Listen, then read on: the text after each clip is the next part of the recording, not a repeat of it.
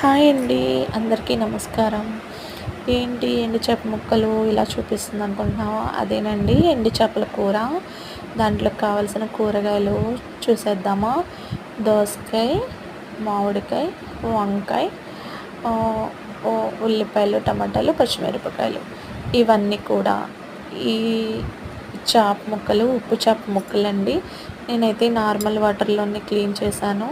ఎందుకంటే హాట్ వాటర్‌లో క్లీన్ చేస్తే ముక్క విడిపోతుంది కాబట్టి అందుకోసం అని చెప్పి నేను నార్మల్ వాటర్‌లోనే ముందుగానే క్లీన్ చేసి పెట్టేసుకున్న ఉప్పు చేప ముక్కల్ని తగినంత ఆయిల్ వేసేసుకొని డీప్ ఫ్రై చేసేసుకున్నాను ఫ్రెండ్స్.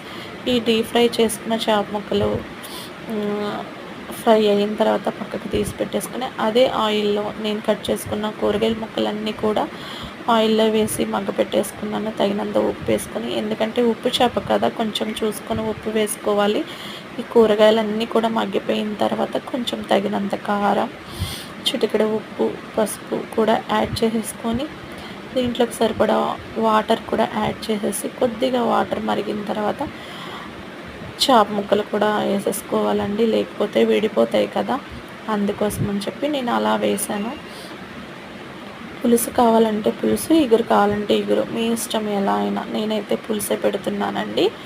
మీకు కనుక ఈ వీడియో ఎలా అనిపించింది చిన్న కామెంట్ చేయండి. వెళ్తూ వెళ్తూ చిన్న లైక్ ఇవ్వడం మర్చిపోకండి ఫ్రెండ్స్. ప్లీజ్ లైక్ చేసి కామెంట్ చేసి సబ్స్క్రైబ్ చేయండి. Thank you for watching.